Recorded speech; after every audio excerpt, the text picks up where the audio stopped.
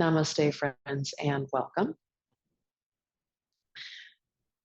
So I just made a video that's a restorative pose. One could call it a form of meditation. And for me, it's just, I need a little bit of extra relaxation and nurturing in my life. It's been a rough week. So I'm putting that out there because I feel like often when one of us has a request or feels something going on, it's beneficial to everyone. What does this have to do with you? You might want to go check that one out since you subscribe and listen to the videos that are meditation and just, calming, turning inwards. I think that would probably suit you very well, potentially. That said, that's what the mark on my forehead is. That said, it's time for our weekly check-in. If you feel comfortable enough in an upright posture, take that upright posture.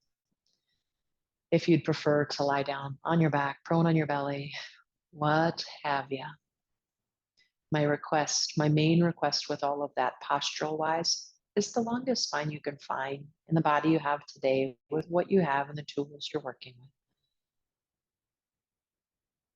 So that we have movement, right? So that things don't stagnate in our body as much.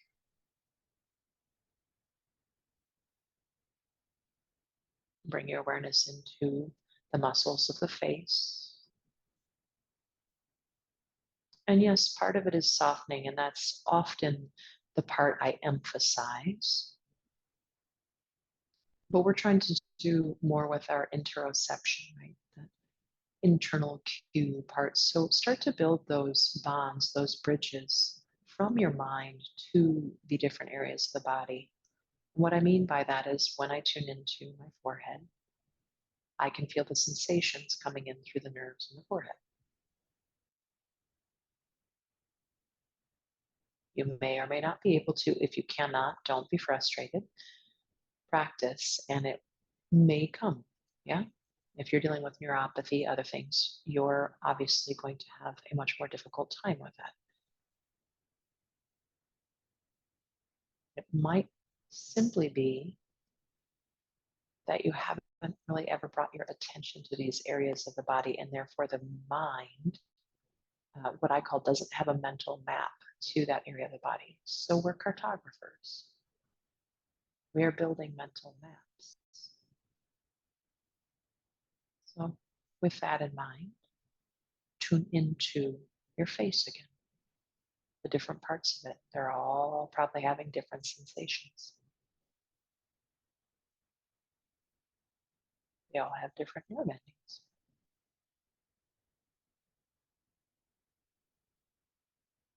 Different receptor cells. Tune into your neck. Probably different in the front right than in the back right, back left, etc.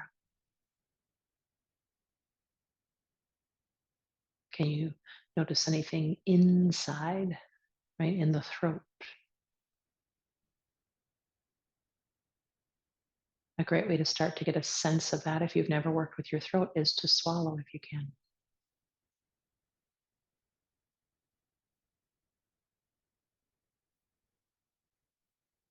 Bring your awareness into the muscles that run from the neck over the shoulders, what I often call the upper trap land.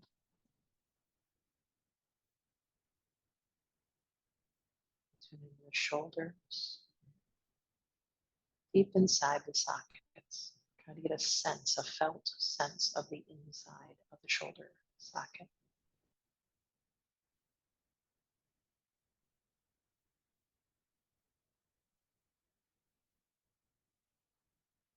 Elbow joint, from deep inside the elbows, from the inside out.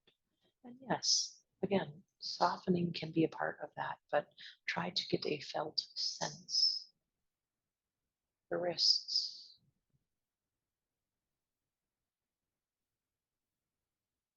And one of the juiciest parts of the body, the hands and the fingers, the palms particularly, right? We use them every day, most of the day. These are usually very well mapped out with connections to the brain.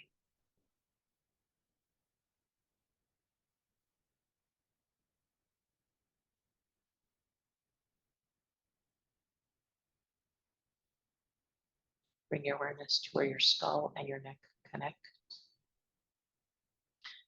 You can probably visualize or imagine your spine. Right?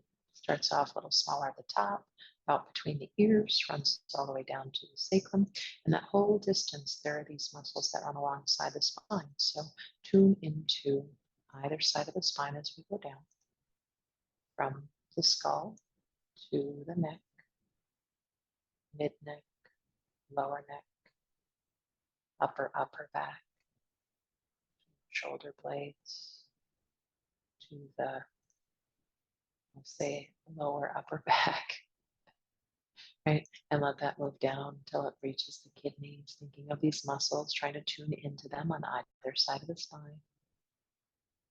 Moving down to the, what I would call the upper lower back, and the lower back, lower back, right to where it meets the sacrum, top of the pelvis. Notice the bowl of the pelvis, inner and outer. Can you get a sense of, you've got your decent amount of organs, right? In the inner bowl of the pelvis, you also have some muscles that run through there, with tendons, ligaments. There are so many things, right? You don't have to know all of them, but just getting a sense of that. And then even on the outside of the pelvis, side, body, the back side of the pelvis. Sensation. Noticing, a felt sense, witnessing.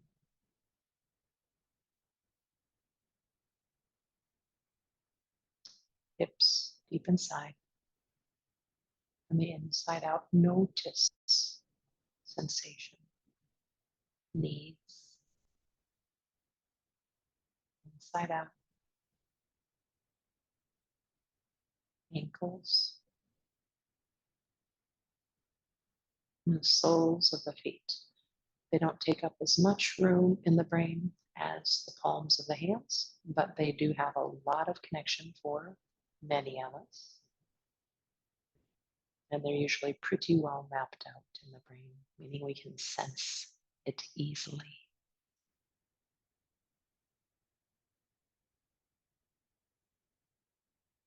And then try to get a felt sense of the entire body at one time.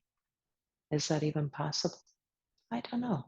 I bet you there are some friends who meditate on a regular basis, like tens of thousands of hours, who maybe can. But I can practice and take in a little more the more I practice. Bring those palms together. Inhale. As you bow your head in, taking just a moment of gratitude for this beautiful body that we get to live in for this lifetime. How lucky are we to experience this? Namaste, friends.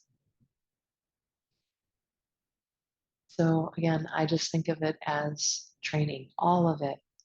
Meditation, mindfulness, awareness, all the different names that we use, slightly different things, many of them, and then feeling sensation in the body. If you ever want to do it in a movement fashion, right, you can put your hands on your forehead and start to let the mind feel the fingers. And when the fingers are gone, there's still sensation left over, the eyebrows, right? You can play with bringing sensation to the body and starting to what I call mentally mapping that. It's a beautiful, beautiful technique to start to get in touch with these parts of us. Be well, friends. May you be well.